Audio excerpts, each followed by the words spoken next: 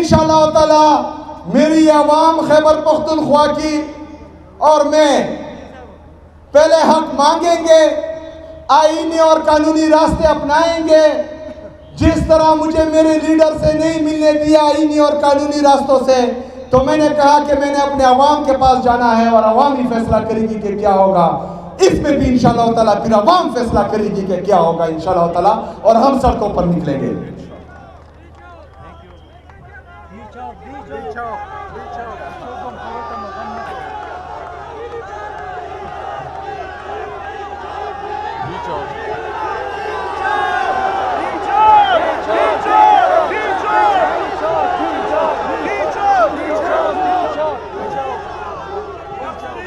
بند کمروں والے فیصلہ ساز، یہ جوش دیکھے، یہ جنون دیکھے، ان نوجوانوں کی آنکھوں میں یہ چمک دیکھے، یہ جذبہ دیکھے۔ جس دن میرے لیڈر میرے قائد نے ایک دفعہ پھر فیصلہ کیا تو کسی کو سر چھپانے کی جگہ نہیں ملے گی انشاءاللہ۔ اللہ اکبر۔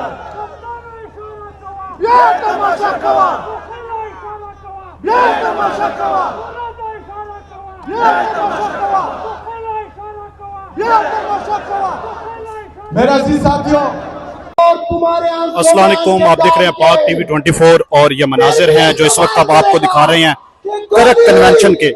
مینا خان افریدی جو ہیں وہ خطاب کر رہے ہیں، سہیل افریدی موجود ہے، جنید اکبر موجود ہے، دیگر لیڈرشپ یہاں پہ موجود ہے، مقامی لیڈرشپ موجود ہے۔ اس کے علاوہ اگر آپ کو دکھائیں یہ گراؤنڈ آپ دیکھیں، یہ گراؤنڈ مکمل طور پہ بھرا ہوا ہے اور ہر طرف آپ کو سر ہی سر نظر آئیں گے۔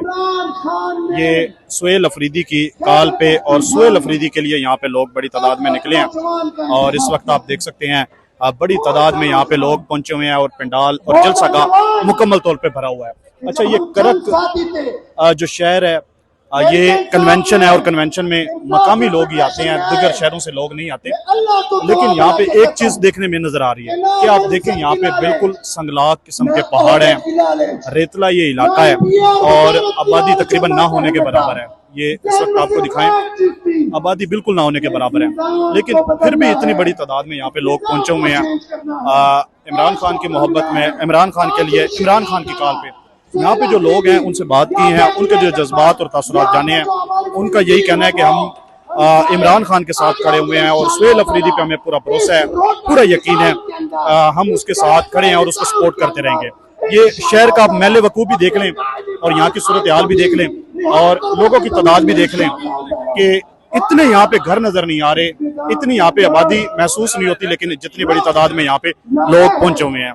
یہ مناظر ہیں جو اس وقت ہم آپ کو کنونشن کا کہ یہ مناظر دکھا رہے ہیں اور اوپر سہیل افریدی بھی یہاں پہ اسٹیج پہ موجود ہیں، مینا خان افریدی جو ہے وہ خطاب کر رہے ہیں، جنید اکبر یہاں پہ آئے ہوئے ہیں اور اس کے علاوہ دیگر لیڈرشپ اور مقامی لیڈرشپ بھی یہاں پر موجود ہے۔ باقی مزید یہاں پہ جو لوگ ہیں ان کے تاثرات اور جذبات جانتے ہیں وہ کیا کہتے ہیں۔ قبائلی اضلاع سے 100 بلین کا سالانہ وعدہ کیا گیا تھا جو ہمیں نہیں دیا جا رہا۔ ہمارے اس وعدے کے تحت وفاق پر 550 بلین بقایا ہے جو وفاق نے ہمیں دینے ہیں اور وہ ہمیں نہیں دے رہے۔ اس کے ساتھ ساتھ NFC ہمارا ڈیو ہے، کیونکہ فاٹا مرج ہونے کے بعد جو ہمارا NFC میں 14.6 کا شیئر تھا، وہ فاٹا مرج ہونے کے بعد 19.4 تک بنتا ہے اور اس سے زیادہ بھی ہو سکتا ہے، لیکن اس کی میٹنگ نہیں کال کی جا رہی۔ انشاءاللہ تعالیٰ آپ کا یہ بھائی ان پر یہ میٹنگ کال کروائے گا انشاءاللہ تعالیٰ۔ اس کے ساتھ ساتھ ہمارا NHP میں 2200 بلین روپے بقایا ہے وفاق جو ہمیں نہیں دے رہا۔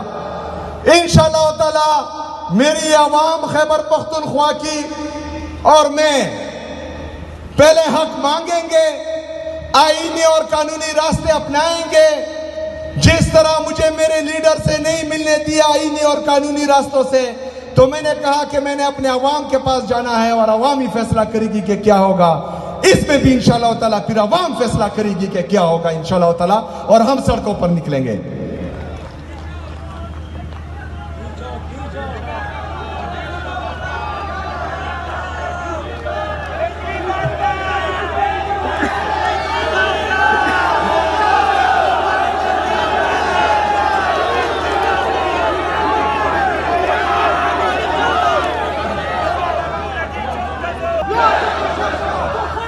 میرے عزیز ساتھیوں،